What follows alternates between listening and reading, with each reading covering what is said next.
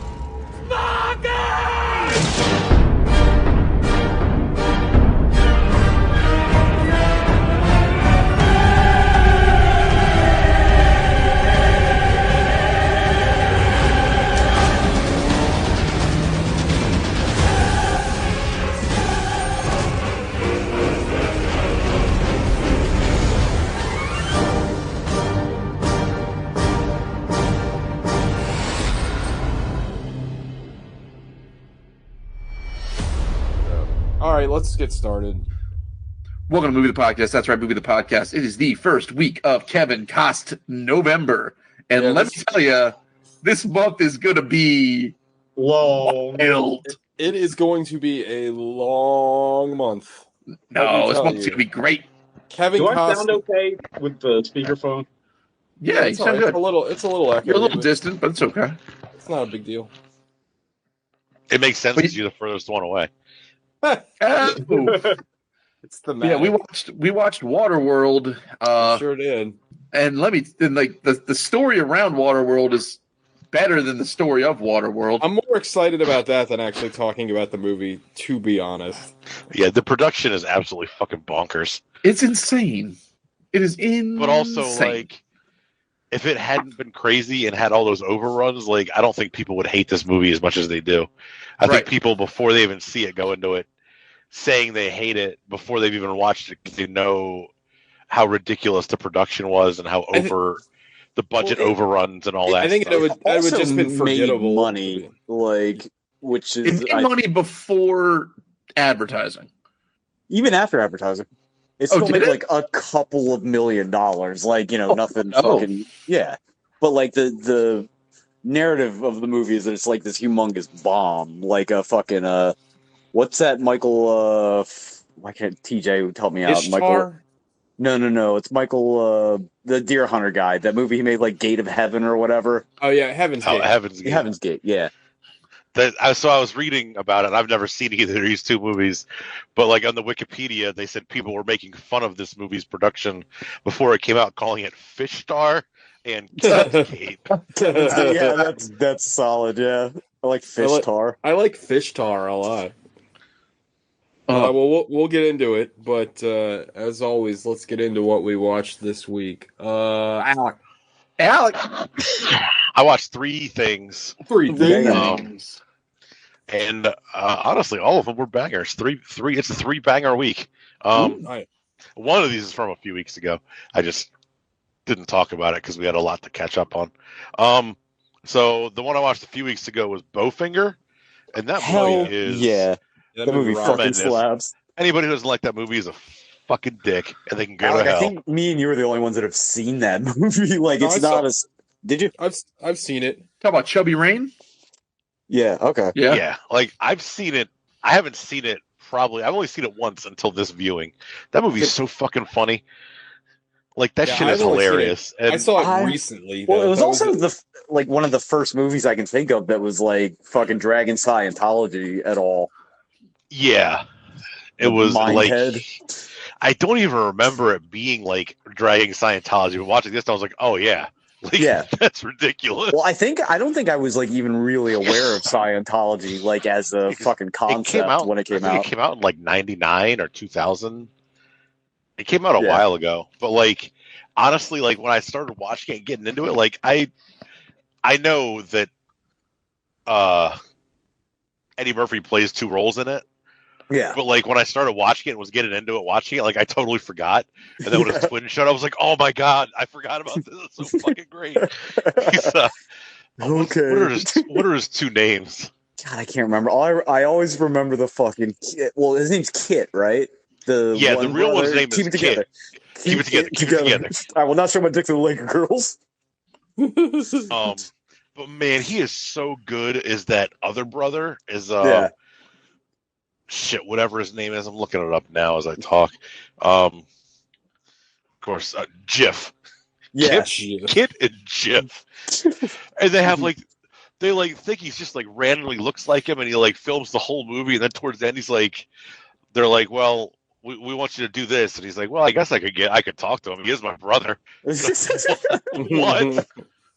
Oh, it's so fucking funny. His like catchphrase, alien love. His catchphrase was "Get you suckers" or something like that. Oh, this movie is so fucking funny. Everybody's good at it. Like Steve Martin's great.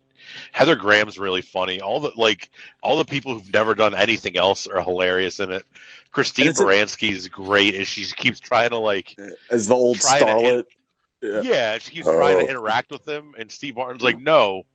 This is his process. He wants everything to be organic. He doesn't want to meet people. And she goes up to him and starts talking to him, and he just freaks the fuck out and takes off. Yeah. It's hilarious. If anybody listening hasn't seen Bowfinger, it's Eddie Murphy before Clumps and all that shit, before he got into his really weird playing multiple characters in every movie phase. Yeah.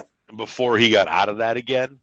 It's so good. I can't recommend it enough. Another one of those movies that's fun because it's also about making movies, which turns out to be pretty fun. Is it on anything? It has to. I watched it for free. It has to. Amazon, maybe. Okay. I didn't pay for it. There's one scene where they're filming the whole scene driving backwards, so that when they put it in the movie, they can make it look like they're being chased. The car is in reverse the whole time. Yeah, they shot a Gonzo. Yeah, Jamie Kennedy's in it, and he's funny in it. Yeah, which is a feat for Jamie. Anything Kennedy. other than Miami's Most Wanted. What a great that was. Robert Downey Jr.'s got in it for a minute. Terrence Stamp is in it as the head of Scientology. Yeah. But it's really good. Would hit. Would smash. Watched 8 Mile. 8 Mile. That movie absolutely fucking slaps. No, I've never seen that movie. Not enough Michael Shannon. No, I've never seen it. You should. It is no joke, tremendous. The wrap up at the end is so much fun. All I know it's about so much fun. Mom spaghetti. That's all I know. I just like saying mom spaghetti. Oh, it's so good, and Eminem is so fucking good. It's crazy how good he is in this movie, even though it's just he did cameos and shit. He was in The Interview when he came out as gay on their talk show. That's right. Which was pretty great. It was funny. His agent's you gotta cut this. You cannot show this. You gotta cut this.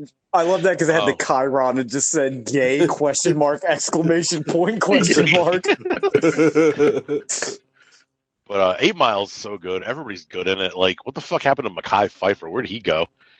Did he get crazy and do Scientology or something? Because he's not in shit anymore. He's not a cop TV show or something. I was just about to say. I think he does network TV. So he's probably one of those CBS procedurals. He probably still makes called very police. Yeah, it's called very nice living, but Emergency Face or something. It's one of those shows that 2 million people watch every day, but you've never heard of it. This week on Chicago South Central. Because me mamas and peps fall asleep after dinner and just leave the TV on. So. Yeah, he's on some TV series called Truth Be Told for the last 2 years. Never even heard of it. Fake show. It sounds like a show from not I Love You, Man. Forgetting Sarah Marshall. Yeah. Yeah, he's on two TV shows right now. He's on that, and that's on Apple Plus. He's on Love Victor, which is on Hulu and shit. Love Victor? Good for him. He's still working. He's out there doing it. Man, 8 Mile absolutely slaps. The soundtrack is one of the best soundtracks to any movie ever. It's like all classic 90s like hip hop. Yeah. And then you have some like at the time current like Eminem and D12 and Obi Trice and some of those guys. It is awesome. Eminem's really good in it. Mekhi Phifer's good in it. Brittany Murphy is outstanding in it. Rest in peace. R.I.P. I had no fucking clue that Anthony Mackie was Papa Doc. I don't know how It's I the can haircut. remember that. Yeah. Like, I remember all about the character and everything about it. I had no clue it was Anthony Mackie. It was before he was, like, super popular, too. Yeah. Like, I think probably the next thing after this that he was in that I could name was not forgetting Marshall. About Marshall. We Are Marshall? The football team. Yeah. We Are Marshall, yeah. Forgetting Marshall. That's the exact opposite of the message of that movie. Also, speaking of 8 Mile, everyone should go watch the what's that guy's name? Sean Prims. Oh, Prim's Hood Cinema. Yeah, the Prim's Hood Cinema review of 8 Mile because it's hilarious. That guy is so funny. Yeah, you should check it out, TJ. I think you'd like it.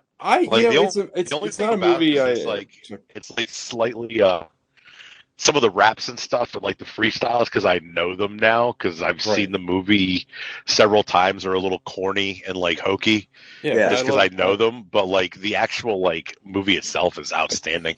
I love corny and hokey. And it's just weird to see Michael Shannon as his school friend banging his mother, Kim Basinger. Oh, it's so funny. They pull up to the house, or they're out working on the car. Like, yo, is that Gary? He went to school with us. Yeah, he's banging my mom. It's like a inverse on the Bill and Ted, like the stepmom going to the missing Ted's thing. high school or whatever. Yeah. But yeah, for those who haven't seen 8 Mile, check it out. Solid film. The last thing I watched was the new release from Apple TV, Finch, Tom Hanks' new movie. You watched it. I was about to watch it thing. today. Yeah, I watched it last night. It's really good. I loved it. It's the whole movie is just Tom Hanks, a robot, and a dog. Basically, Tom Hanks, a Johnny Five, and a dog, and it's really good. Sounds awesome.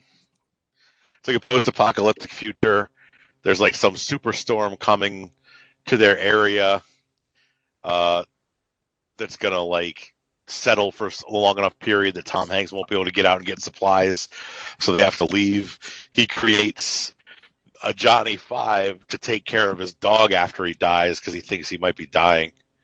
So basically, he creates a robot to be a dog watcher to take care of the dog for the rest of its life. It seemed kind of I Am Legendy from the commercials. There's not as much. There's not really danger or any. There's danger, but it's not from like monsters or anything like that.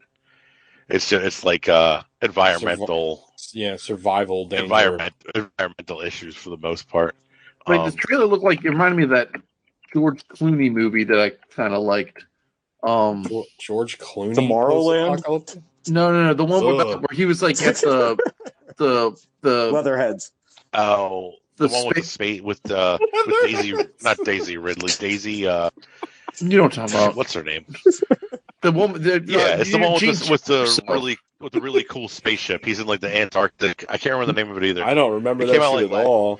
It came out like last year. No, I think Netflix God's original, talked about it on the show. I still don't remember what it is. Sure, it wasn't Leatherheads. It was Leatherheads. It was probably Leatherheads. It was about the post-apocalyptic football drama Leatherheads.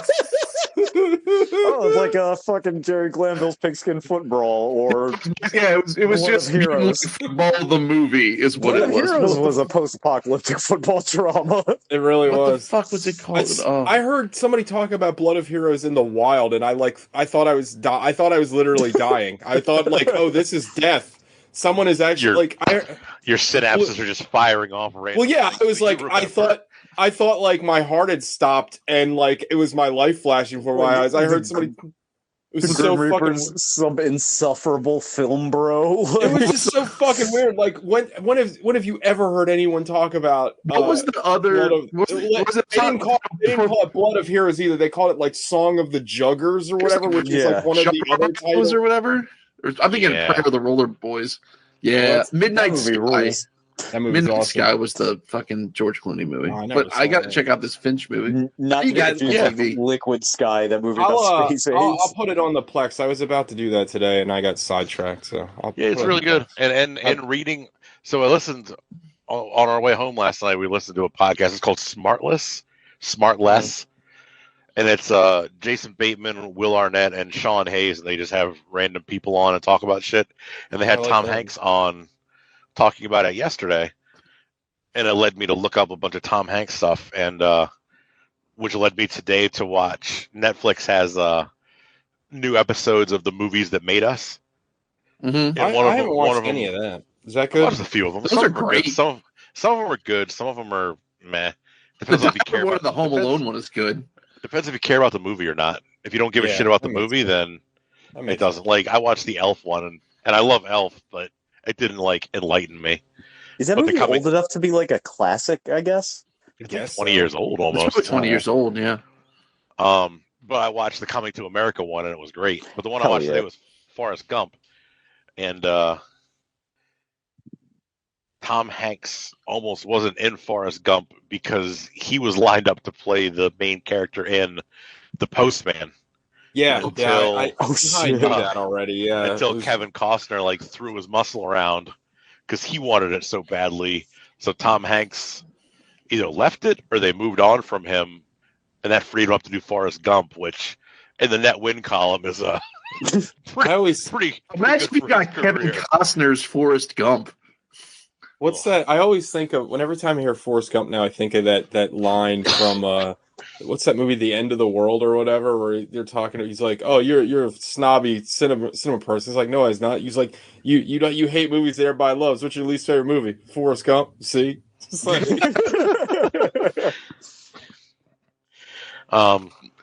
but that's all I watched.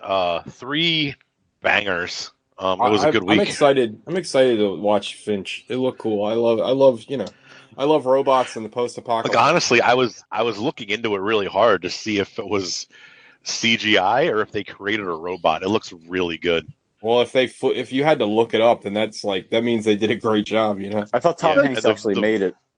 Oh, he worked on it for some of the practical effects. He built a head and put the voice into it, but it'd be great if it sounded like Chet Hanks. Dude, they should have got Chet Hanks. That would be so dope. Did you watch his what is it, Channel 5 interview?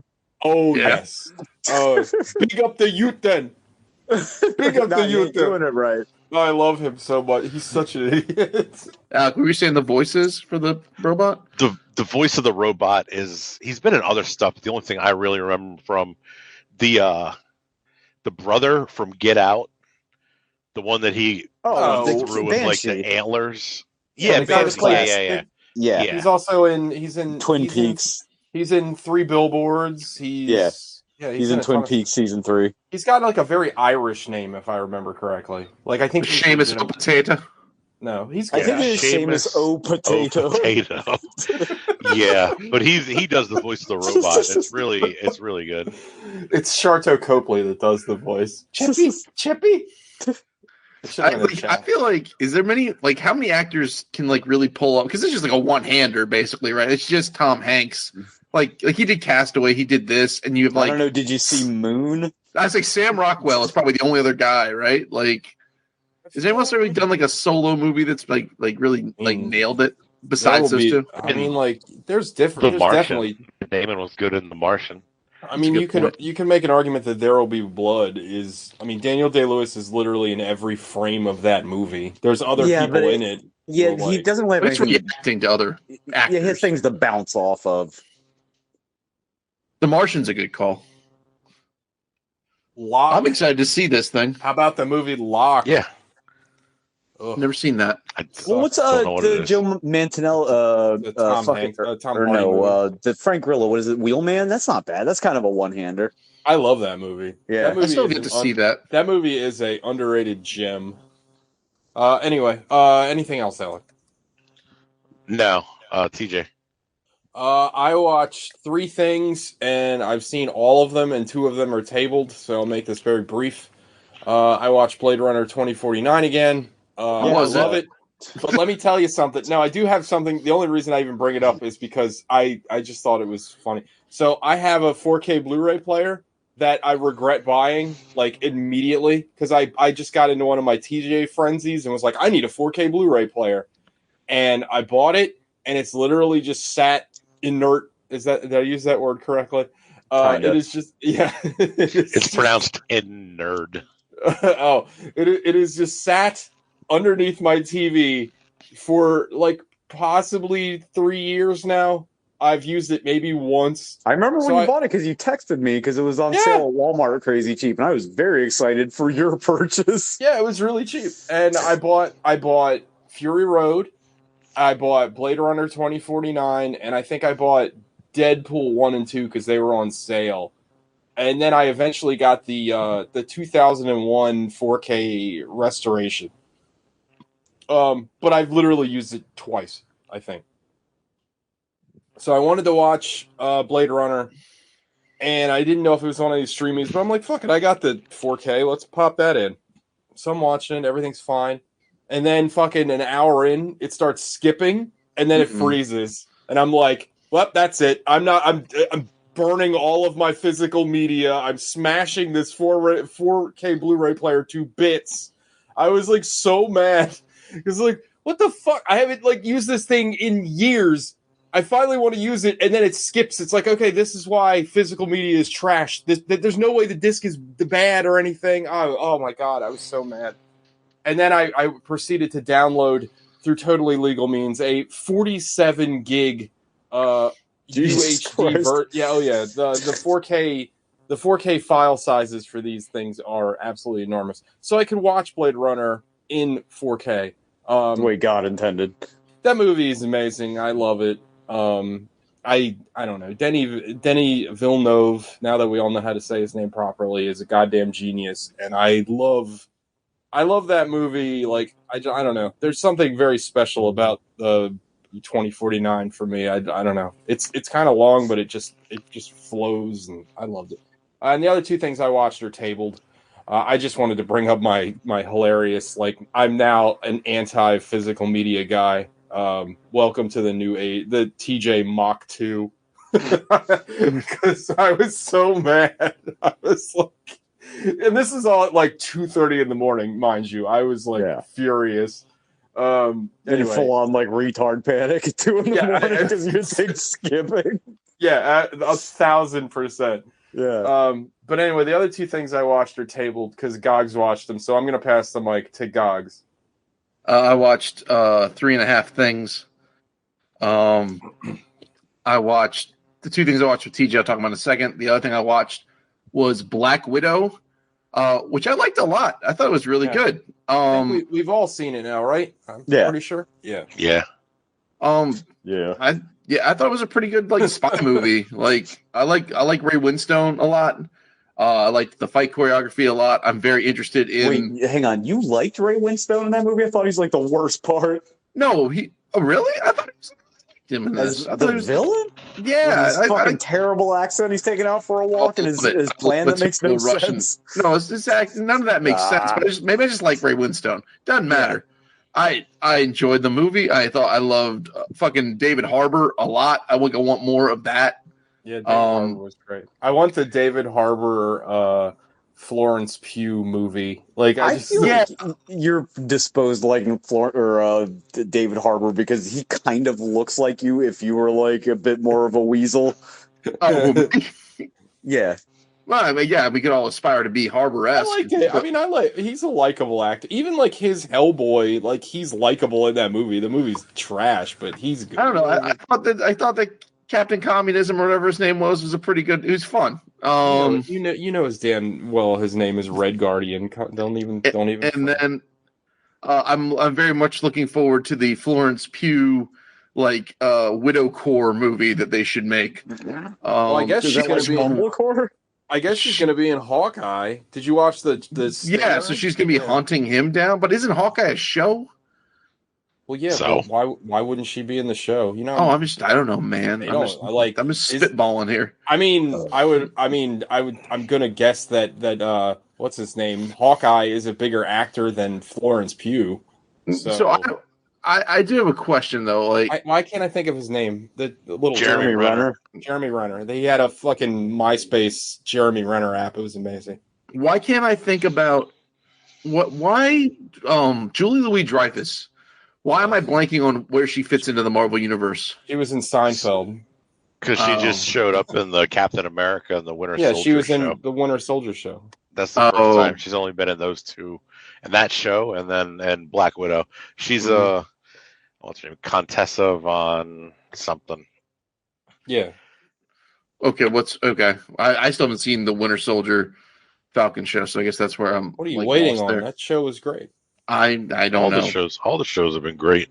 I liked all the shows here. I thought Black Widow was a lot of fun, and I thought Florence Pugh was excellent in it. So, she's just adorable. I love her. That believable Russian accent. The part where she drops into the pose and then she gets mad at herself, I was like, that was kind of cute. Yeah, she's the best. So then I watched the two movies I watched with TJ. Well, I watched half of Centurion. So I watched nice. That. Is it because we talked about it? Yeah, I'm just like on a fucking Neil Marshall kick. I love Neil Marshall. I was thinking of the cartoon where the guys get shit stuck in them. Man, I love that cartoon. Now I'm talking about the Michael Fassbender vehicle. That movie rocks, if I remember correctly. It does. I mean, fucking Neil Marshall does not fuck around when it comes to like gore in any situation. Like he's just like whatever it is, I'm gonna make it bloody as shit. I don't love all of his movies, but at least they're all gas. You know what I mean? Oh yeah, no, he doesn't like. He's not. It's all. There's no middle. It's just like let's just go. It's amazing. They're all like wet tar sim movies. Yeah, they're basically just it's accelerate. It's constant acceleration. The funny thing is, since there's a certain grouping of like I'd say like maybe 100 movies that I always identify with like Netflix when they first went to streaming, and like Centurion is one of those movies where like they had it like that. That's where I watched it. And, like there's a couple of like Nicholas Winding Refn movies like that. Like they had Valhalla Rising. They had like I was thinking Enter the Void as like a Netflix. Yeah, that was another one. Yeah. Like they had just like the weirdest, like when they first started, I guess because foreign movies are probably easier to get rights to, especially back then. So they had like a bunch of like indie and foreign movies, and I just remember like that very weird time where Netflix just turned over. Beyond the Black Rainbow was on there for fucking decades. Yeah, that movie rocks. Fucking what's that guy's name? Cosmos Panthamos or whatever. Yeah. I love that movie. But actually, it's funny because we just talked about David Harbour. I did not realize Neil Marshall did the 2019 Hellboy, which I think is much maligned on this show. I still haven't seen it. It's not very good. It's it's just you know the thing about that movie is it's like exactly what you think it'll be. Yeah, you know it's just very forgettable. Like it's like let's make a Hellboy movie with no style at all. It's just very bland and. Well, I mean, after the Golden Army or whatever, like, what are you gonna do? You just not make stop. It. Yeah. So then I watched the two movies I watched with TJ. I'm gonna talk about Wolf Guy first because it's Wolf Guy, fucking the weirdest. It's the weirdest fucking like film noir, I guess. Reporter procedural, I guess. Like yes, the Sonny Chiba movie. Okay. The Sonny Chiba movie where Sonny Chiba is allegedly a wolfman, but like he never turns into a wolf man. He's an off-screen wolf man. He's just like sort of like invincible and like good animal karate. Adjacent. Like he's just doing karate and like putting his guts back in, using his mind. And he smells like an animal, which makes women want to fuck him. Like everyone wants to bone Sonny Chiba, and then like there's like a ghost mental tiger that's mauling people from like a fire starter girl who has syphilis. Like the movie is in like the president. Like there was I was making jokes about the movie as I was watching it, and then all my joke beats came to life. Like the president ordered this girl to be sexually assaulted by this punk rock band to be given syphilis because it was ruining the prospects of a tycoon's son to marry someone else. Like it is insane, and he never turns into a wolf. No, not ever. There's a guy in the movie that like takes his blood and he turns into a wolf. He doesn't even take his blood. He takes like his pancreas. Like they take a chunk out of Sonny Chiba and sew it into this guy. Well, okay, fair. And then Gogs' I think Gogs' favorite part of the movie is then he goes back to his like ancestral home of where the Wolf clan lived, and then he meets a woman who is the name of his mother, and then when he starts fucking her, it flashes back to him breastfeeding as a child. It's like, what the I just love that the title is Wolf Guy. Like, Guy is so casual. Yeah, it's Wolf Guy. Well, the Japanese title is like Wolf Guy Enraged Lycanthrope is the name, is the Christian title of this movie. So that's Amazing. Wolf Guy. It was bonkers. And then talk about a movie that's got just so we watched two movies that were diametrically opposed except for the fact that they were insane. So we watched Wolf Guy, which is just there's no like I looked at TJ at some point and go, what is there any message here at all? Like, there's no subtext, there's no super text, there's nothing. Did you ever see, I forget what the clip is, but I've seen it a million times where the guy's like, I know writers that use subtext and they're all cowards. Like this was just like I was like, I don't even know what this movie's trying to tell me. It's just happened. It just keeps happening. It's just fucking insane. At one point, I think like what I guess a village of farmers unleashes their howitzers on the Wolf Guy as he escapes through the mountain pass. Like it's just then he bangs a woman that pretends to be his mother, and she's like, "I'm your wife and your mother." Oh my god, it was so like the song of the similar name, the bitch song. But like are you thinking of Wolf Mother? I'm a bitch. I'm a mother. That's I'm thinking of the song. What is it? That's Natalie Imbruglia. That is by Wolf Mother. So yeah, that's also very that's also appropriate. But yeah, and I think I think is a superior Wolf Mother song. But go ahead. I think Sonny Chiba, like a la Tom Atkins, devours a tit in this movie. Like, and it's just whole titty. Like, yeah, like the whole thing. Easier there though. Sonny Chiba is like having so much fun, like making out with every one of the women in this movie. It's like every woman that sees him is just fucking damp for Chiba. There's like a subplot where this one woman, what was her name? It was like Linda or something like very like American. Like it's the first woman he fucks. She like rescues him on a motorcycle. He gets shot in the arm and she rescues him. I think it was Katie. Katie, that's it. Katie. Just like an Akira, actually. But she rescues him on a motorcycle. Then she's like, "You smell like an animal," and then they fuck. And then you find out later on that she's part of like the secret government that's trying to find out. Yeah, she's part of the CIA Wolfman Control Agency, and then also ordered like this girl to get syphilis, so that she could manifest her powers of summoning a psychic tiger. What was the name of the fucking Illuminati group in Split or whatever? The fucking Staple Society or what the fuck was it? God, what was it called? Argent or no? That's Doom. I can't remember, but yeah, it was something stupid. But yeah, then she feels bad that they're experimenting on him, so she like breaks him out and then dies. Like it's so good. It's on the Plex. I highly recommend the movie. It's amazing. Bonkers. So then the other bonkers thing we watched Titan. I don't know how you say it. Titan, yeah. Which I like upon like reflecting on that movie, like the second half of the movie. So spoiler alert for Titan. So I think like TJ said before in his review of it, it's about a woman who's a serial killer who also bangs a car and gives birth to a hybrid. She gives birth to like a T600. Like I don't know. A hybrid like a Prius. Yeah, she gives. Like what she gives birth to is almost irrelevant though, because that's literally that doesn't really matter, right? Final scene of just the like movie. real life. Yeah. Yes. Yeah. None of these things matter. The second, but like I was thinking about the second half, she's on like a call in a helicopter kill streak by the middle of the movie, and then that's only 7 kills. I mean, it's not bad for half a movie though. And then in the second half of the movie, it's just kind of like a wholesome-ish family story. The murder stop.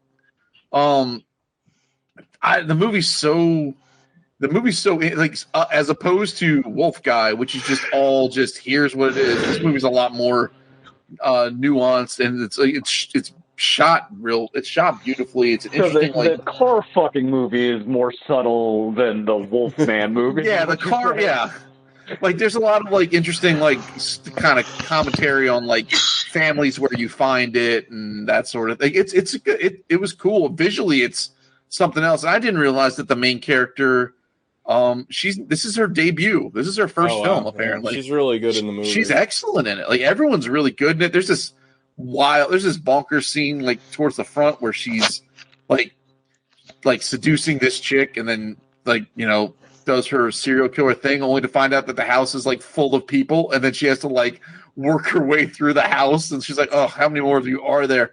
And it's a really interesting movie. It's one of the best scenes in the movie. She's like killing this guy's this chick's boyfriend, so that the chick like runs and locks herself in the bathroom, and then this other guy like comes out and he's like, is the bathroom occupied? And she literally gives like this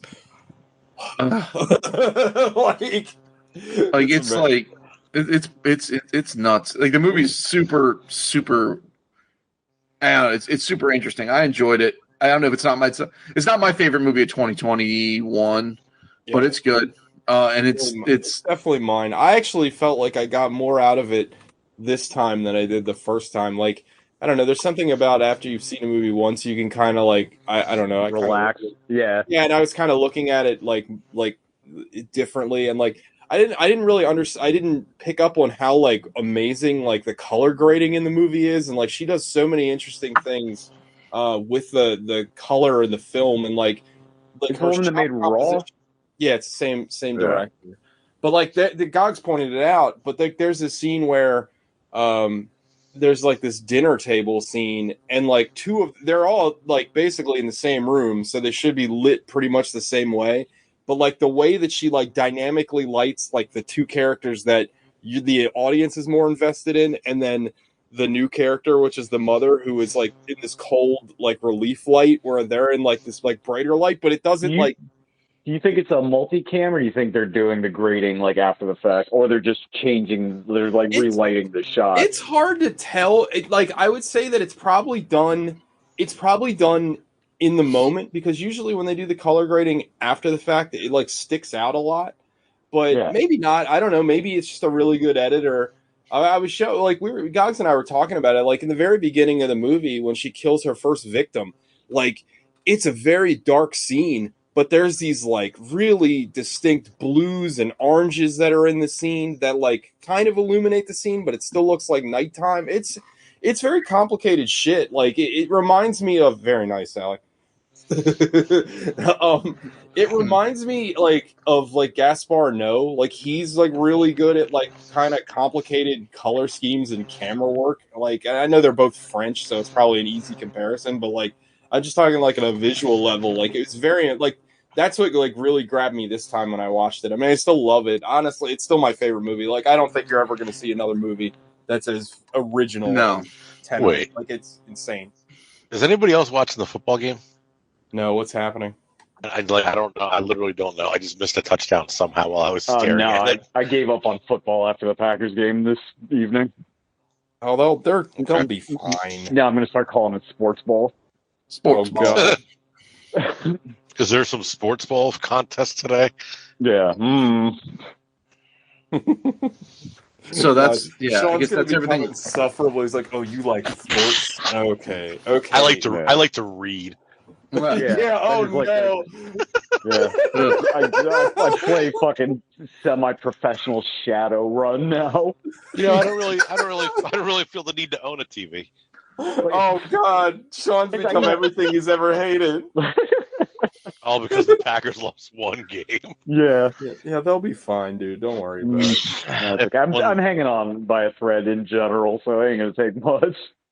But anyway, Sean, you're up. I watched one thing. I tried to squeeze into a joke earlier, but like I don't think it fit. It's a movie that, like, I love, that I would figure TJ would love also, but I'm pretty sure he hates it, and I'm sure that neither of you two have seen. It's 1982's Liquid Sky, which is less of a movie than it is an art installation. All right, so full disclosure on that one, this may be a case where I need to watch it in a different environment. I watched it at like 1:30 in the morning, and the beginning of the movie is kind of impenetrable, and I maybe just didn't have the patience for it. But well, the whole movie, like, if you're not, like, at least passably familiar with, like, I don't know, like, very early 80s, like, heroin model club culture is sort of impenetrable. But it's kind of also like a gritty predecessor to Neon Demon, but it revolves around aliens and AIDS, even though the director said it has nothing to do with AIDS. But people fuck and then aliens kill them. But it's this really grimy, nasty, but visually interesting sci-fi question mark. I need to rewatch fashion drama. Is it still on Prime? It was on Prime for a while. I have it on Blu-ray. I'm not sure. Oh, I love it. Again, like, it feels very like proto-Refn, but it's one of those, like, here and gone. The guy made one movie and that was it. You know what I mean? Sure. Yeah. Yeah. Other than that, I had to save all my time for the Waterworld miniseries that we watched. Oh, it took me 3 viewings. This is I think the first movie that you guys always talk about. I have to watch things in parts. I had to watch this 3 different times because I kept falling asleep. Not to bury the lead, but this movie has the soggiest pun and not pun intended middle I've ever seen in a movie. I told TJ I enjoyed it because, like, right there in the middle, I fell asleep and then I woke up for the third act. I was like, perfect. Yeah, like, this movie dies a death in the middle of it, but I don't know who wants to fucking.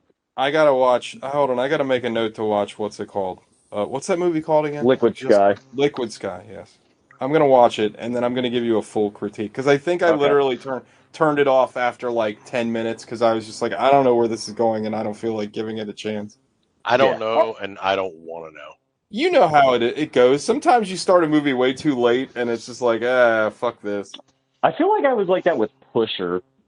Like, yeah, that's a good movie. I like that movie. But that movie's definitely slow. Like, that movie is slow until it's not. But, like, the first, like, 45 minutes are just, like, street, like, criminals, like, talking, like, what is it, Dutch slang to each other until, like, the fucking plot kicks in. But, yeah. Is that Chris Evans? No, that's Push. Oh. I saw Push. They were making royalty-free X-Men movies around that time when they made Jumper or whatever, too. Yeah. Pusher is it's one of Nicholas Winding Refn's first movies. It's like a street level, like a very, like, the lowest of the low street criminal movie. Is it like Good Time? Yeah, kind of. Like if there's, like, Good Time Pusher was in 1, like 2, Denmark or wherever. And 3, not to be confused with Pusha T, who made that Ric Flair song. All the Pusher movies are good. They were all on Prime for like the longest time. But Mads Mikkelsen's in them. He's really good. Did you see his dick in the first one? Hell yeah. Yeah.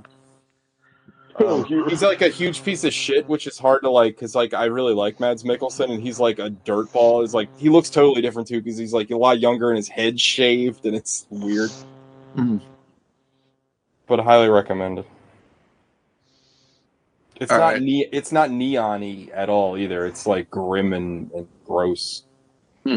Great ending too. One of the better endings of like it's in true like good street like Good Time too and Reservoir Dogs like good street level crime movies. The ending always has to land.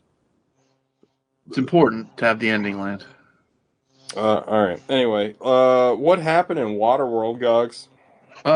What doesn't happen in Waterworld? Movie opens with a voiceover about the water world where they live, and then that that guy never comes back. They never come back to that. So then you're introduced to the Mariner, played by Kevin Costner, who is he's an enigma, which we're going to dig into later. From an acting perspective. this, like, I don't want to interrupt you, but like this movie, the minute you tug on any thread in the movie, it just immediately falls to pieces. Yeah. No, yeah. This movie is held together by Scotch tape and old chewing gum. Like, there's no way that this would not withstand cross examination in any way, shape, or form. So anywho, he's pissing into a thing so he could drink his own piss. Well, And then watched a lot of piss drinking movies lately. It's kind of amazing to me, and I know I posted about it, but like the first shot of your big budget like Hollywood summer blockbuster is you pissing in a fucking like piss reclaiming tube. Or so whatever. here's what I don't fucking get, and I'm just gonna say there's just one thing. No, I'm just gonna open with like we can explore everything I don't get as we go through the movie, but what I don't fucking get is you have a world full of water, right? As the title would lead you to believe, right? And Kevin Costner says in about 5 minutes in the movie. Correct. They've come up with some invention where you piss in it, and it takes all the piss out of the piss, right? Right. And turns it supposedly back into drinkable water, right? Why can't they take the salt out of the water? Why don't they just build it? They have fire. They have means of heat. Why don't they just make desalination? Like, it should be super easy. You could do it with the sun and a shiny piece of metal. Here's one little baker noodle. Kevin Costner has gills, right? So he Correct. can absorb oxygen through salt water. Why can't he drink it? Why not? Who knows? I said that same thing. Why does he have a real human penis, supposedly? Ooh. Maybe it's like the shape of water. It's like a fish penis. Also, Oh my God. Fish dick. How many hundreds of years does this take place? So that's the next issue I have. All right, get through the plot. Come on, get through the plot. Okay, fine. Just do the plot in 10 seconds, then we can talk about everything that's wrong with the movie because it's going forever. Fishman kills a guy over limes, shows up at a battle fortress that's floating around. They want to turn him into mud because he refuses to fuck and he's a mutant. The smokers show up. They're the best part of the movie. They're here to get tattooed Map Girl. They shoot everything to shit. Everyone's all the major players in the movie sort of escape, including the girl from Napoleon Dynamite. The middle happens, and then the end happens. And the end is they finally get the girl on the Exxon Valdez, and they pray to the guy who wrecked the Valdez, causing one of the greatest oil spills in American history. It all blows up, and then Michael whatever, the guy from fucking Coach, saves them all with a hot air balloon. That's who that guy was. The whole fucking movie, I'm like, why does that guy look from Coach? No, yeah, the assistant coach. He was the assistant coach, and he's also on like Northern Exposure or some bullshit. The assistant coach in Coach was like Jerry Van Dyke. There's two of them. There's Dauber and Jerry Van Dyke. Is he Dauber? No, there's one more. The one that was always like the little like Weasley guy. He was. I don't know about Coach, but he was the guy that had Mr. Jingles at the Green Mile. Also true. No, yeah, that's right. I thought. Are you guys talking about two different guys? I thought. Oh shit. Which one is the guy that's the crazy old guy in the with the hot air balloon? The skinny guy. I was talking about the bigger guy, the one that somehow like got the trap strength to drag up 400 pounds of man by a rope into a moving hot air balloon. Oh wait, you're right. It's not Coach. It was Northern Exposure. Okay, yeah. When you're living your life on a flotilla drinking piss, you get real strong too. Yeah. The guys, I think he was in it's not a flotilla. It's a, what do they keep saying? Atoll. Is that atoll? Is that an atoll? Is just a curvy island. Yeah, that's all an atoll is. And that thing's not an island. Have you ever heard the phrase Bikini Atoll, where they did the atomic bomb test, where they nuked everything to fucking back? And that's why that's where SpongeBob and his people live. They live in Bikini Bottom because they're all mutated. No, that's a real thing. They're all mutated freaks from the nuclear test. That's why they all talk and shit. Oh my god! Serious? That's super dark. It's like an Adventure Time thing. That's in continuity. Holy shit! Bikini Bottom is the ocean floor at Bikini Atoll. So, I would have expected that from Plankton, but not SpongeBob. Mr. Krabs, that dick. Mr. Krabs. Have you ever seen? Sorry, guys, we're going to keep interrupting you. You guys, it's over. We're just going to talk about SpongeBob. The live action SpongeBob, where it's like a restaurant counter, but it's all the actors actually doing the voices. It's like in like a live scene. So like Clancy Brown plays Mr. Krabs. And so he's like the restaurant owner, and Thalberg is Patrick, and they're all kind of dressed kind of like their characters. It's really funny. That sounds awesome. I don't know what it's actually from, but it's really They're funny. doing like a table read. No, but they're actually like they have it set up like an actual ceiling. They're actually they're at like a deli counter at like some kind of like diner. It's really funny. That's fucking That hysterical. sounds awesome. I need to look at it.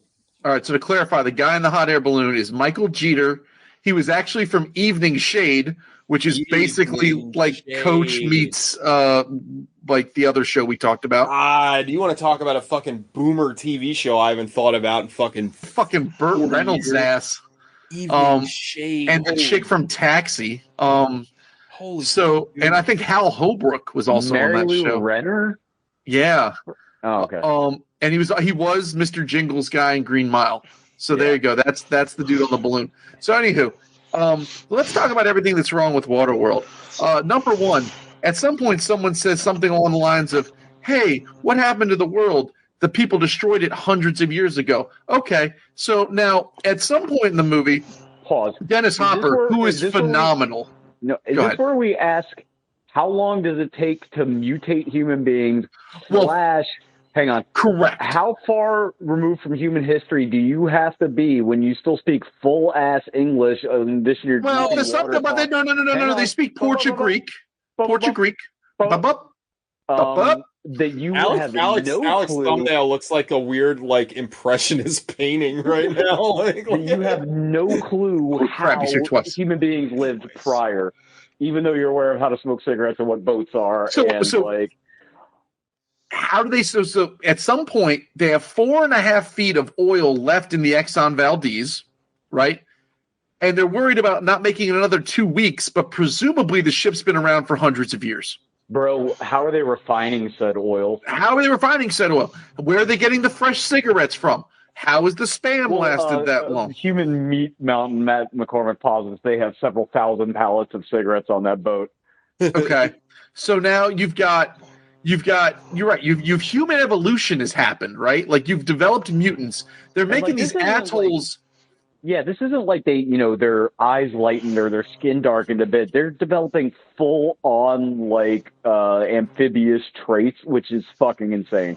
Right. Yeah, so there has to be more than Kevin Costner, right? Because they go, oh, it's a mutant, so they have to. It implies they've identified it. They have a name for it. They know, right? Yeah. So.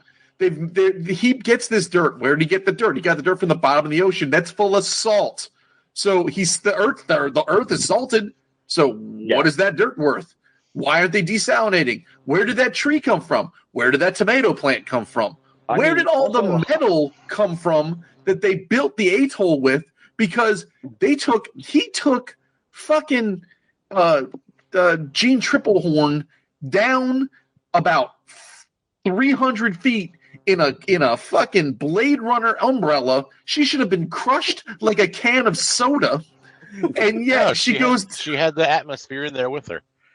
That's okay. Not how it works. And then he should have been crushed like a can of soda. Yeah, and somehow they go to a city that is right. Was it Denver? Because they go to a city that's right next to a mountain that has ski slopes. Okay. If every ice shelf on Earth melted, like immediately, right? Yes. It would cover half of Florida, parts of South Carolina, and like parts of California. Like the center to most of the country would not be underwater. Correct. Period. Yeah. Also, so we got. Yeah. If it's hot enough to have melted all the ice shelves to the point of this like fucking Waterworld cataclysm, where is the snow coming from on the top of this mountain that would be causing this waterfall of fresh water? Third question, does it not rain anymore? Does it not rain? That's nature's desalination, baby. Also, where'd all the fish go? Bucket, dog. Also, you know what's not good for all your Rube Goldberg contraptions in Waterworld? Probably salt water. Probably, I would guess. Like, where do they get all the metal to make the atoll? Because no one even knows the cities are down there, and metal doesn't just float to the surface. How are they fucking manufacturing, like mass manufacturing ammunition on their boats? Like they showed them doing that, though. They did show them doing that. Where are they getting the raw materials to make bullets? Well, so I had a thought about that. A couple thoughts about that. One, you watch them when they're on the gunboat. They collect up all the brass, so they're obviously repacking that. Maybe they're using gasoline instead of gunpowder, and then maybe they're just putting in chunks of metal. Go juice. I don't know. I'm trying to do a lot of work for movie in that regard. But the movie, they're shooting fire hoses. What? At some point, there's a couple of jet skis. They're just out in the middle of the fucking ocean. Yeah, in the beginning of the movie, you brought that up to me when we were talking about the movie. And they're also like steel plated, which doesn't seem like it would be a good weight thing for the fucking jet ski. I didn't even think about this, but in the very beginning of the movie, when the first time you encounter the smokers, they're just by themselves. They're like rogue smoker. Like they. So how? It's like when the Millennium. It's like when the Millennium Falcon found that one TIE fighter, and it's like, exactly how are they out here by themselves? Like, yeah, it's no moon. So then, like, there's no fish except for that big fish that he trolls himself to get. How would there be no fish? Shouldn't there? How would there be no fish? Shouldn't fish be like? The fish should just be the ocean should be all fish now because no one's fishing. Yeah, because there's no like drop line about like it's acid rain or whatever. No fudge. It's just like this ocean should be mostly fish. TJ and I were talking. I was like, it should be the fish should be hyper aggressive. Like it should be the second you put your toe in the water, it's fish time. Like they're coming for you. Think of how many trash fish. I'm sorry. What Earth is called anymore? And he says nothing's free in Waterworld. Like this, like has that Fallout problem where it's like been 200 years, but they act like it's been 17,000 years. You know what I mean? Yeah. Like the whole sum of human history. Presumably, there are people whose like grandparents were alive during this cataclysm. Like somebody would know something. You know what I mean? Like, right? I forget who mentioned it. Said this is like Fury Road on the water. To me it's a lot like Beyond Thunderdome in the water, where everybody's like a fucking total dum dum, and you got to drag a kid around everywhere because it's 1992, and it just like every time the kid's in the movie, it ruins Dennis Hopper. Like, why would you ever put a kid in a scene with Dennis Hopper? Why would a kid in the movie not know how to swim? I was telling teachers like it'd be more likely the kid doesn't know how to walk. All they should know how to do is swim. Like it's like walking around should be a foreign thing. Like why did they have that tree made of glop?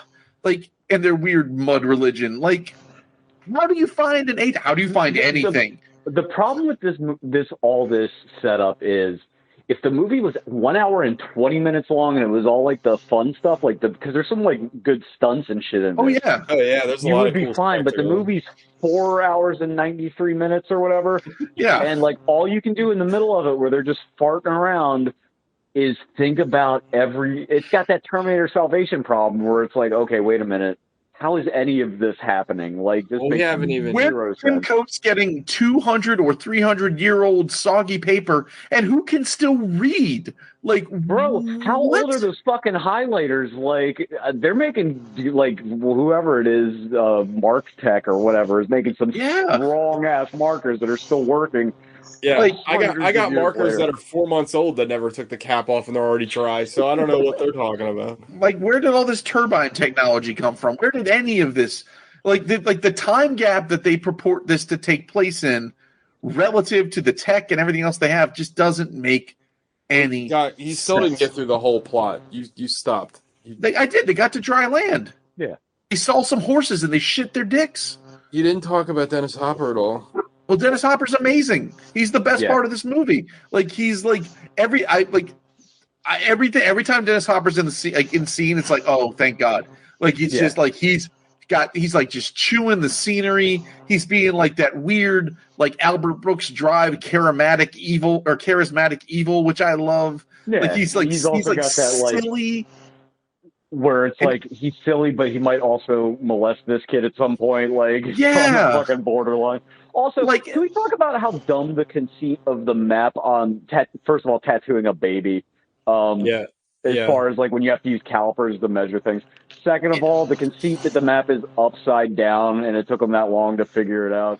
And that it involves latitude and longitude, and who can figure that shit out anymore? Also, how long you do it by the stars?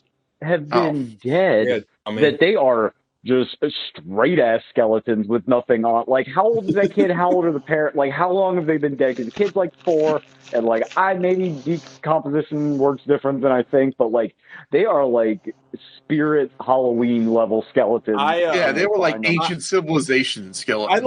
We're talking about a lot of the big problems of the movie. I'd like to talk about a smaller scene that I found like it literally made me burst into laughter. But there's the main crux of the movie is Jean Triplehorn, who again sounds like an Arrested Development character.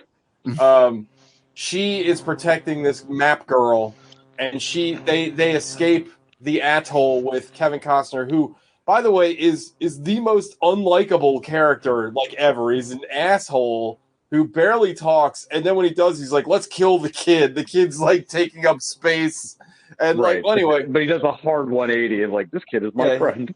Yeah.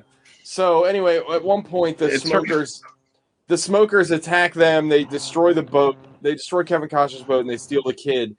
Well, instead of going, "Oh my God, my basically daughter has been kidnapped," Jean Triplehorn takes the opportunity to fuck Kevin Costner up. Yeah, it was like, what the fuck? Like, she was all bent out of shape that he didn't try to fuck her before. Right? It's like so much, like almost, like there's so much almost rape, and then like other like, and this is like a kids movie, and then it turns into Wet Sling Blade. Like it is just. We talked a few weeks ago. Sorry, go ahead. No, I was saying, between this and Dick Tracy, I really forgot about the trope of a kid having to be in every movie that wasn't rated R, and sometimes also rated R. Just drag the movie to a fucking halt every time they're on screen.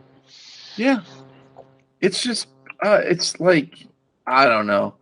Like, this movie opens, like, that opening assault on the atoll or whatever, a lot of fun. A lot of fun. It's like the end of not Fury Road, the Road Warrior. It's like, like, okay, let's get it. Dude, the scene where Kevin Costner fucking dry docks the jet ski and pins that guy in the pillars fucking in his, like, it's awesome. Like, I love that shit.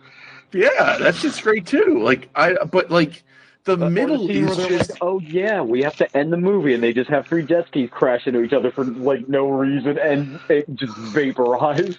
Yeah, how come it didn't make the coconut noise of them all smacking together? Well, their heads didn't hit. Can we briefly talk about Kevin Costner's plan to get the kid back when it's taken off in the prop plane by yanking it down to the deck of the boat where nobody's wearing a seatbelt, and that kid would be like a powder. Yeah. No, like that. He's like. Also, nobody in this movie would have rotator cuffs because they're constantly falling off of shit and grabbing it and grabbing steel cables that are going 1,000 miles an hour and swinging on shit. Yeah. No, this movie's like. Alec, what was your favorite part of the movie? The science. Yeah. Probably the nuance. It's so subtle. I was reading all kinds of shit about the movie, and now I can't find the article that I had. But, like, it had to do with the fact, like what Sean said, if every polar ice cap melted, it would barely cover, like, the coasts of the country. Like, we would still be fine where we live, like, 100 miles inland. Yeah. Well, yeah, you'd be dead. You need to move back to Maryland. I'll just sell my underwater house. To him. Well, to Kevin Costner's stupid ass. But like the guy that writing it, the writer or one of the writers or rewriters, because apparently it had like 15 rewrites, including some by Joss Whedon. Correct. Oh God, no. That's what. But happened. Apparently, like the writer, either of the book or the movie, like did the research and was like, oh, if all the polar ice caps in the world melted to nothing, it would still only raise like 100 feet. And then was like, well, fuck it, I don't care. I'm still writing. I'm still writing it this way. Like, we need to get to the point where the whole world is water. Like, the fucking internet doesn't exist. Who's gonna fact check this? Yeah, who gives a fuck? Pretty much. Like they started filming. I think one of the things was like they started filming this movie without a finished script. Like The hell you say? It was funny. I was making a joke about the ending looking like they just forgot that they had to end the movie, but I guess that's literally the case. yeah, they actually they started filming without a finish. Like there's like a quote like Kevin Costner's like, we probably should have had a script before we started. It's like Also, Dennis Hopper is nice with that fucking cyberpunk handgun that he's got, where he just happens to shoot the hot air balloons. Right. Just enough that the kid falls out. Yeah. He hits the rope. He literally hits the rope. he's surgical with that thing, Jake. This like Kevin Costner put a bunch of his own money into the movie. Apparently, he put like $22 million of his own money up. It's so weird that this is like his passion project. He still says it's a good movie. Even more hysterical that he like doubled down on the same movie with The Postman. Like he didn't learn anything from like the first movie. So there's like somewhere, I don't know where, you could probably find it, TJ. It's called the Ulysses cut, and that's like a 3-hour cut of this. It's funny you mentioned that because when I was trying to find this hilarious background that I have tonight, I came across that. Yeah, there's some kind of like it's like a 4.5-hour cut of this movie. It's like a cut that somebody. So it's the theatrical movie plus like. I guess how it was released in some other countries with a whole bunch of scenes that weren't in the American version. And then also cuts from like the TV cut that had different scenes. The Lynch. So somebody like took every cut and put it all together into one long movie. It's like a fan edit basically. Ugh. That's like 4 hours long. What a fucking psycho. This fucking movie is too long. I can't imagine watching. Yeah, like Sean, you only got like 5 minutes in Watchmen. Yeah, it's half. Like fucking but like the production of this movie is fucking nuts. They used building the atoll and all the shit they needed to do for it. Like they drug that thing 2 miles off the coast every day. Jesus Christ, that alone is insane. Off the coast of Hawaii. They filmed it all in Hawaii. Jack LaLanne doing it with a rope in his teeth.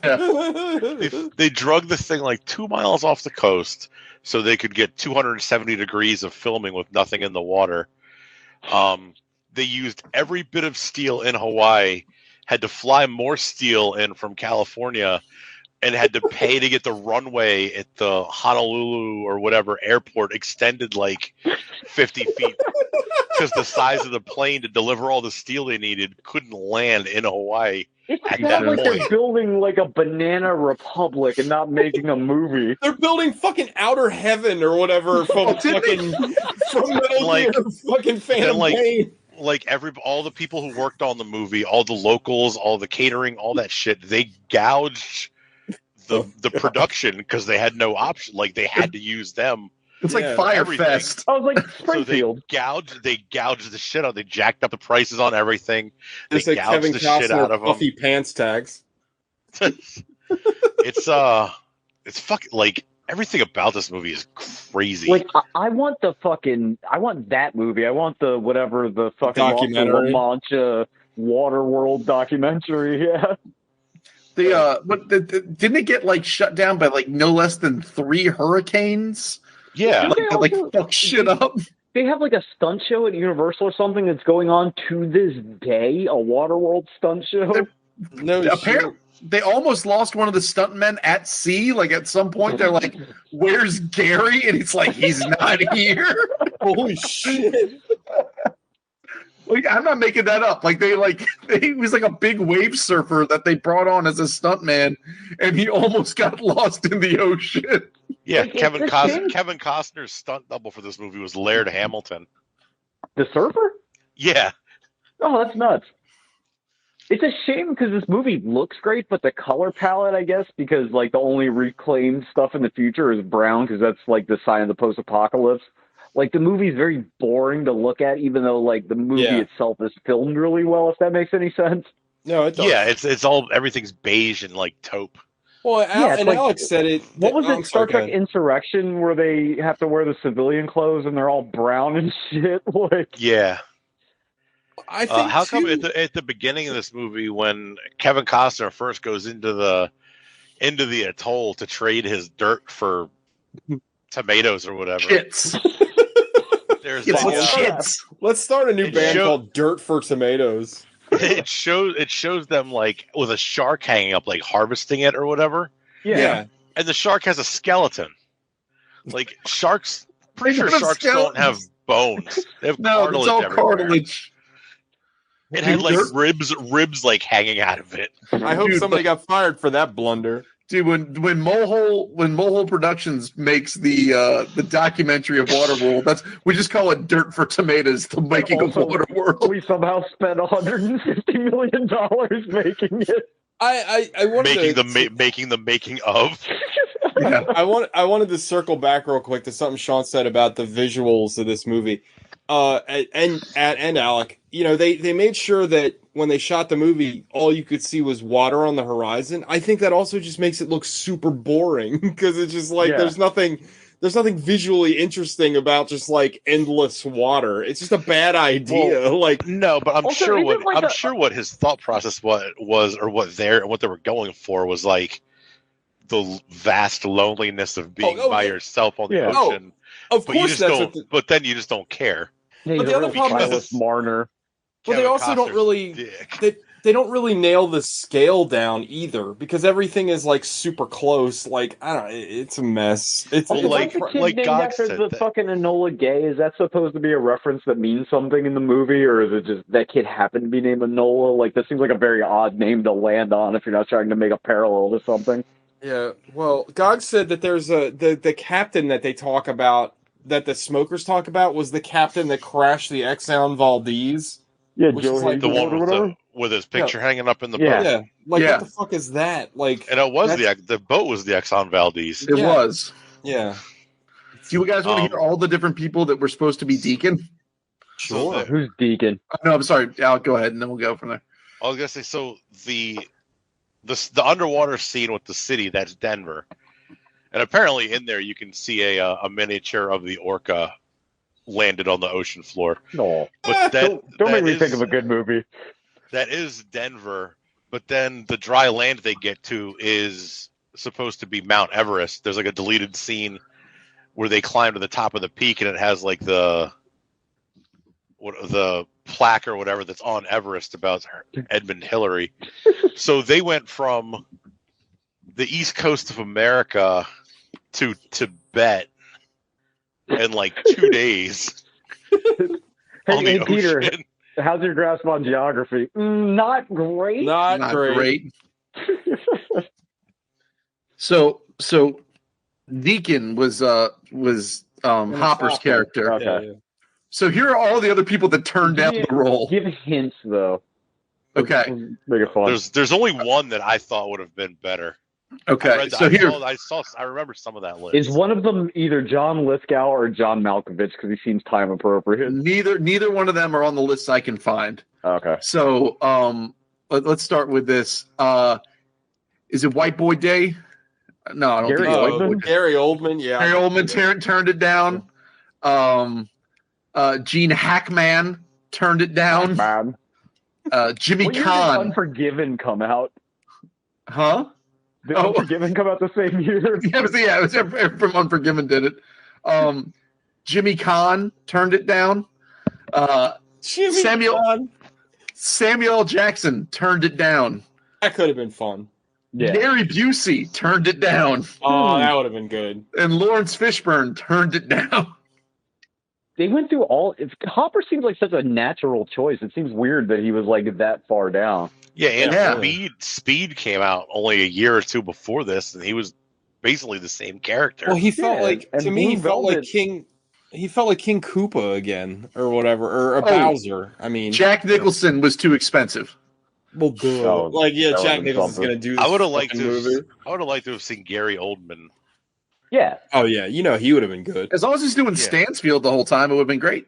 I mean, Hopper is good in this. He's the best part of the movie. He Like, is. Jack Black is in this movie. He's the. What? He's the pilot. He's the pilot of the smoker plane. I was Yeah, very like You I can said, I barely watched- tell it's him because like Yeah. his hair's all crazy, and he has like the black soot all over his face the whole time. That's funny. Yeah. I didn't even realize. He's not doing Jack Black stuff. He's not like, oh, KG. He does. I don't ooh, think he doesn't even have a line. I don't think. ooh, Is ooh. that what he sounds like? Ooh, hey, what's up, Jack Black? Ooh. Yeah, that's this my movie Jack. Well, you have the take a card- Coke and mix it half with diet because I'm watching my figure. A small seasoned Curly's. He was seasoned curly. I just like, how far is Denver below sea level naturally? Does anybody know off the top of their head? Below sea level? That was a joke, guys. Oh, God, I'm dumb. I was like, it's a mile above sea level. So you figure whatever the tallest building is in Denver is at least a few hundred feet underwater. Oh, I yeah. believe So it's a mile right- high. Oh shit! The Yeah. building or the city? Well, the this building's- building, they can't lie on the building. Well, the building's like This- piling the building on. itself is just a mile tall. Yeah. So the water rose 2 miles in ocean level to cover Denver and all of its buildings. Yeah. Yep. And all that water drowned all the fish.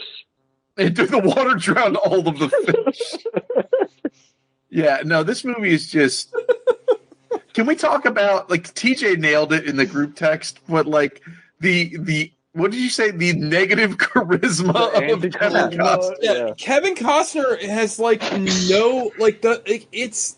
I mean, it really was like a harbinger of how bad this month is going to be because he has like zero charisma. Like it's negative. It's to coin a Sean phrase. He is a charisma vacuum.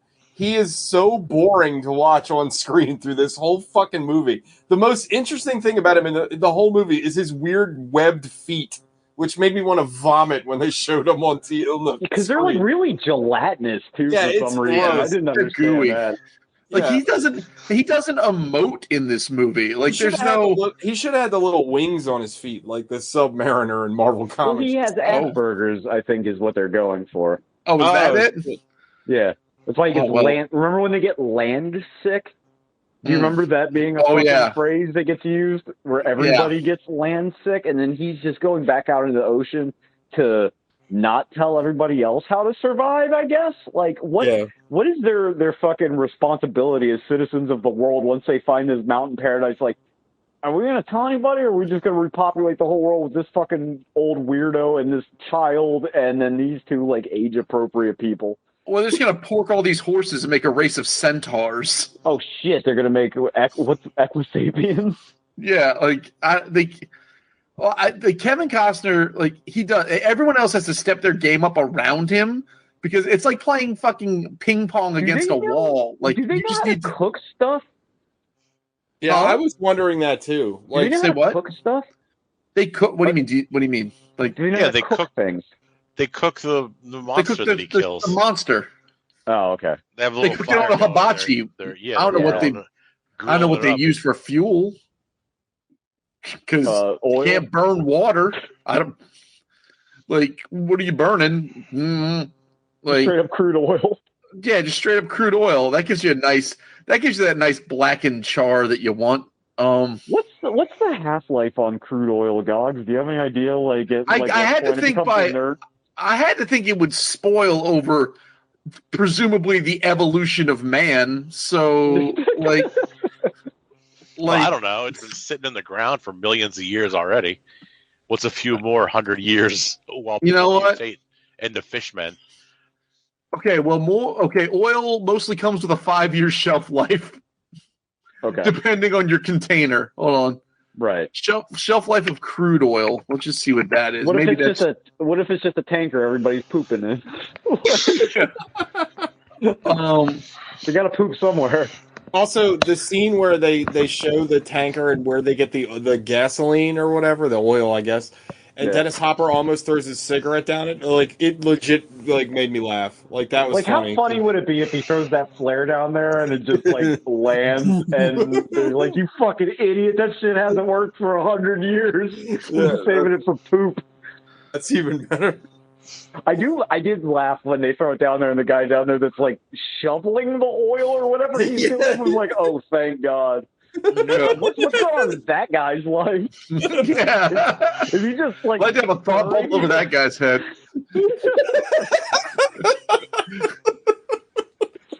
Get down there and stir that shit, Pete. The life I chose. Why wouldn't you be a smoker in this universe? They seem The to be having. smokers, I think, are the good guys. Like, I don't... But they're the ones keeping civilization going. Like, what's happening? They have a religion of sorts. Also, one thing that bothered me, like right off the bat of this movie, that I forgot to bring up is that, well, one, Kevin Costner's like, nothing's for free in Waterworld, and that line made me like cringe so hard my dick fell off. But like the second thing was, like, right after that, you go to the atoll or whatever, and the guy that looks like retarded Triple H is like drinking, and he's like, I need some hydro. It's like, so they know what water is, but drinking water is called hydro. Well, Like, the stuff with salt in it is water. Everything else is hydro. Okay.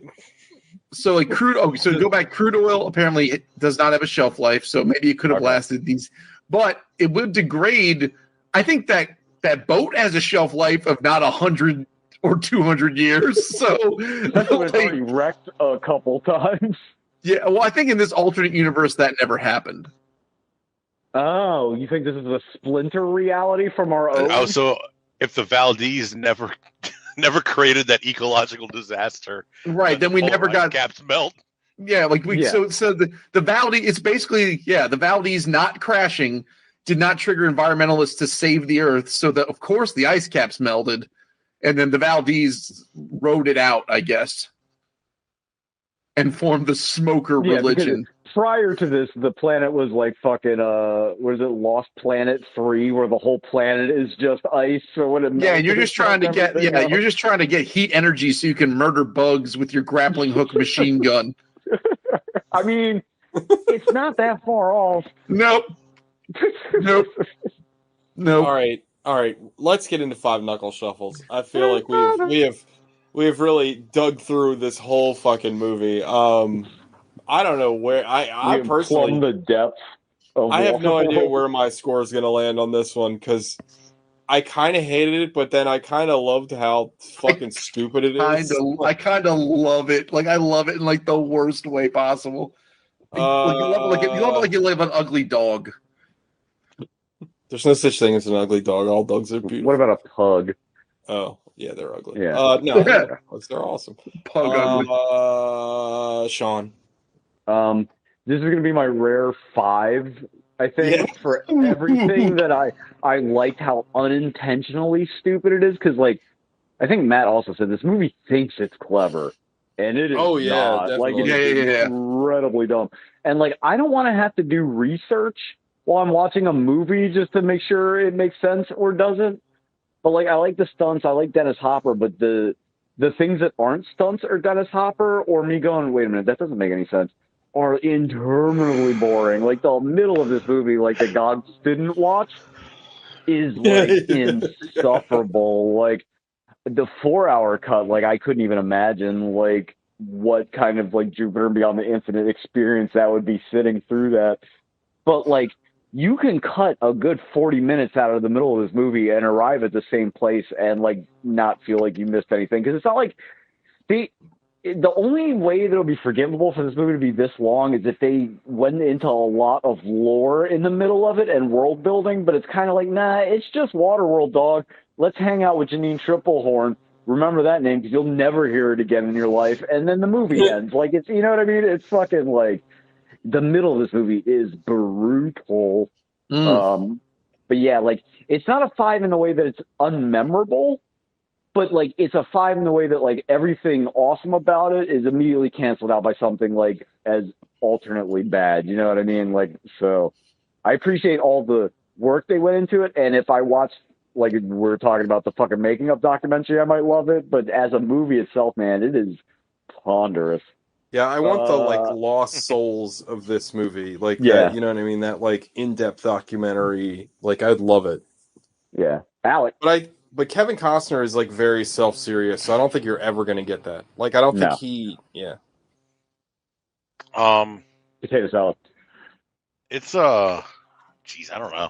Like I hated this movie, but I also kind of loved it. I found it like we all kind of right? felt that way. I feel like I don't know. I feel like Is it like I don't You think hated this watching movie, it, but you love talking about it. yeah, like I could I hate talk this about bar, movie but I love forever. this drink. And there might be more like trivia and random shit about this movie than any movie we've watched, just because there's so much bullshit with like the making of and everything. Yeah. Um, Like, it's part of the cultural lexicon that Waterworld is like a synonym for excess and horrible flops. You know what I mean? Like, Oh yeah. You remember the Simpsons bit where like Milhouse is playing the Waterworld the arcade game? game. Yeah. It was like, please insert 48 quarters. And then I think like is Kevin Costner walked 2 steps and it was like, please insert 48 more I quarters. think that, like, instead of like having a Last Testament of Humanity, we should just leave a unburnished copy of the Waterworld for the fucking Virtual Boy as like our So- lasting monument to humanity. no, we got to take this 4-hour Ulysses cut and put it on that golden record they send to outer space. Oh, yeah. On the Voyager. This script underwent 36 different drafts from 6 different writers. Shit. Good. The original writer, Big passes. the original writer wrote 7 drafts before he was replaced. Jesus Holy Christ. And they landed on this. Could you imagine? I hate to keep interrupting you, but again, for this documentary that we're having, could you imagine walking into Kevin Costner's palatial office, I assume, with the 6th draft of this movie you've written while he sits there and reads the whole thing to you aloud and shakes his head and goes, I don't think we got it yet. Oh my This ain't it, God. Chief. Do you think any version of this of that script was good? Probably. You know, Somebody, I 36 think, Kevin different Black. versions. I like Riddick. I bet the first draft was probably pretty great. So here's the thing: if the ice caps melted, the oceans would only rise a few hundred feet, not enough to flood civilization into a floating oblivion. Writer Peter Rader was aware of this, but decided to ignore the fact to make the premise more intriguing. I mean, based, right? Like, That's super base. It's how I'm gonna start. Well, I'm gonna make some adjustments to my movie script I'm working on. Just fuck science. It doesn't matter. I don't know, man. Like this is like in my heart, I want to give it a 7, but my head's like, you can't give this a 7. This is not good enough. It's a This 6. isn't Repo Man territory. yeah. I'll give it a 6.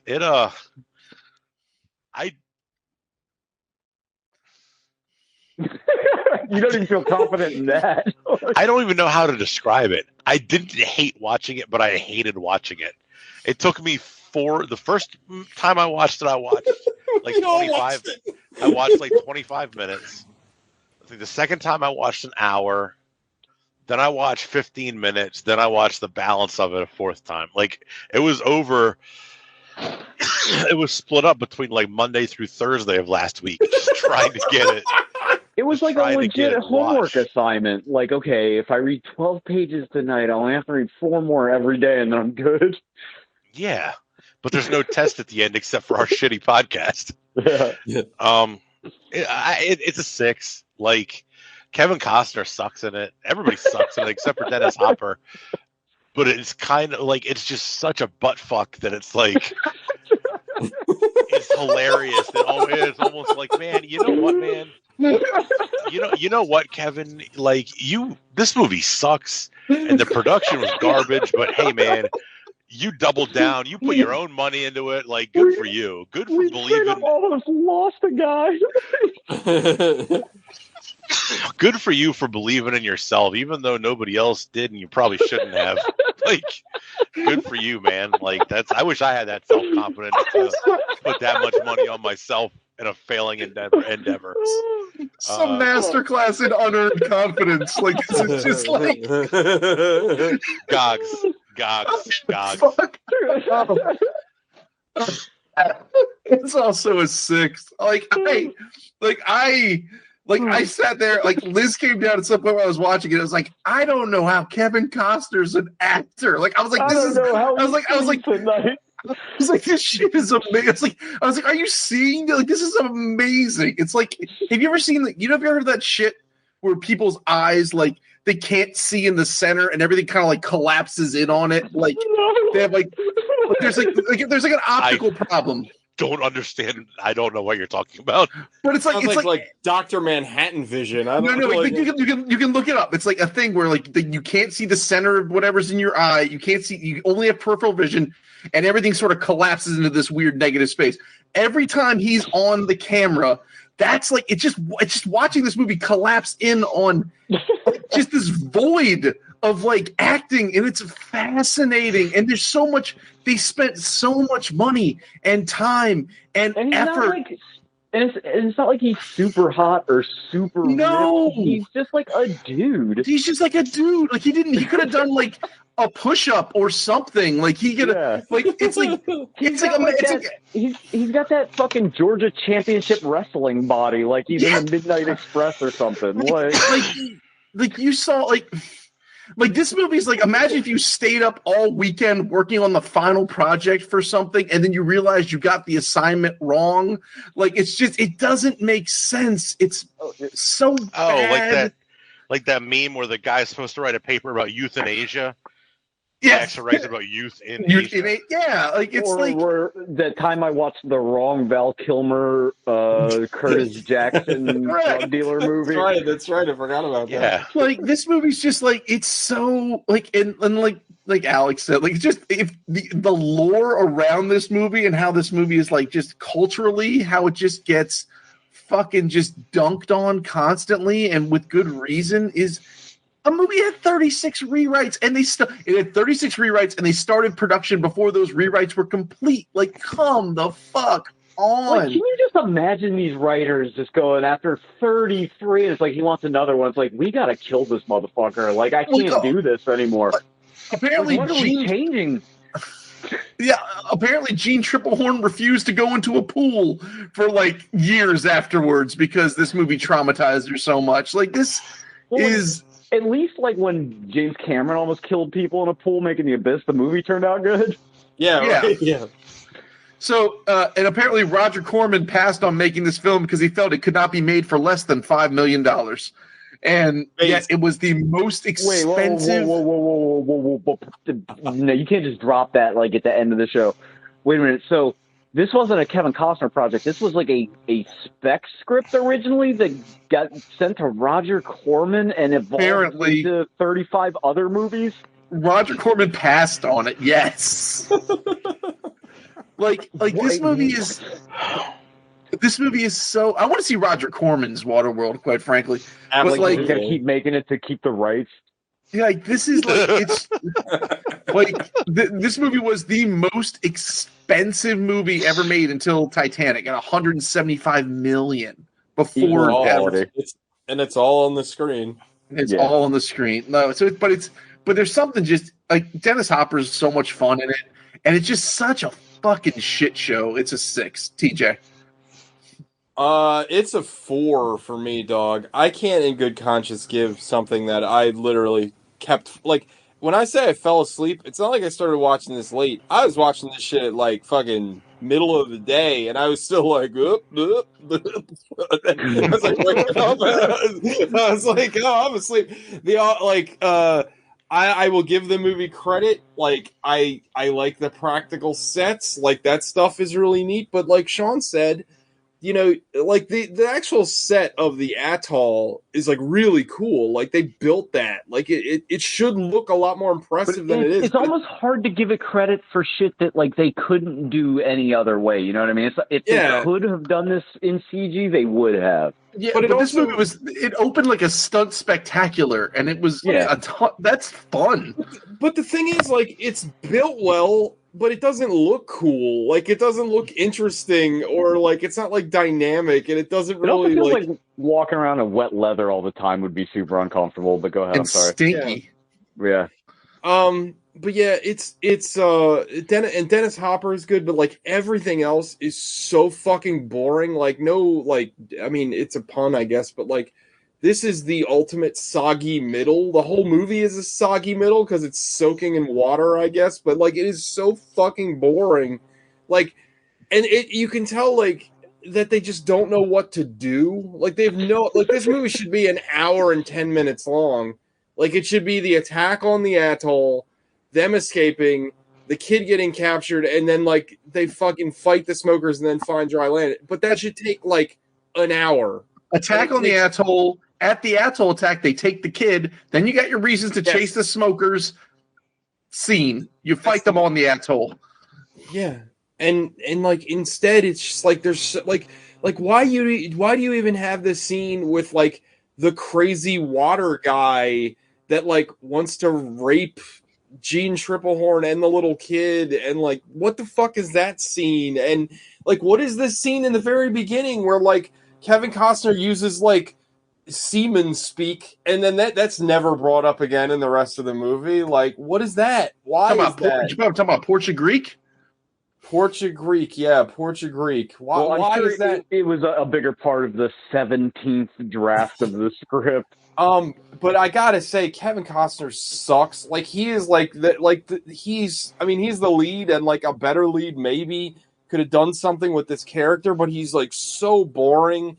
And like, you know what? I think, not to step on you, maybe I don't like Kevin Costner as much as I just love baseball. Like I have a lot of affection for those baseball movies. Yeah, he's made a bunch of them. Yeah. But he's really bad in this. And I feel like, I guess he's trying to do like a Clint Eastwood, like Man with No Name. Like he's like the fucking, he's the gruff, like cold-hearted killer that like just does what he has to do, but then he has a change of heart. It's a trope. But like, I don't buy it with him at all. And it's just flat. Like his like I don't care about nothing is just boring, and he doesn't really exude like toughness. He just exudes like laziness. Is the best way I can describe it. Like his performance. He does yeet that kid off the boat though.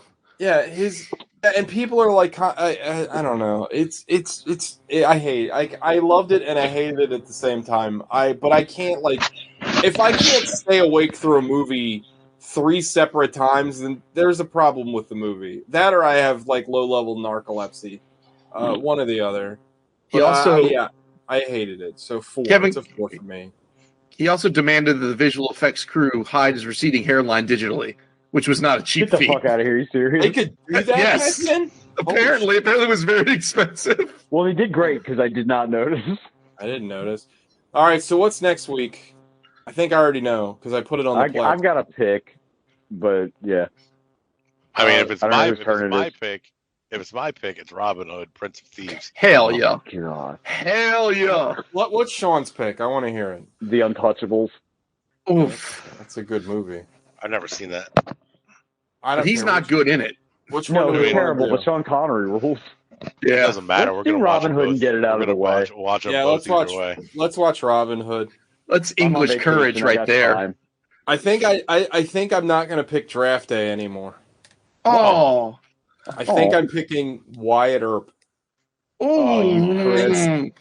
Bad Tombstone. Well, we already.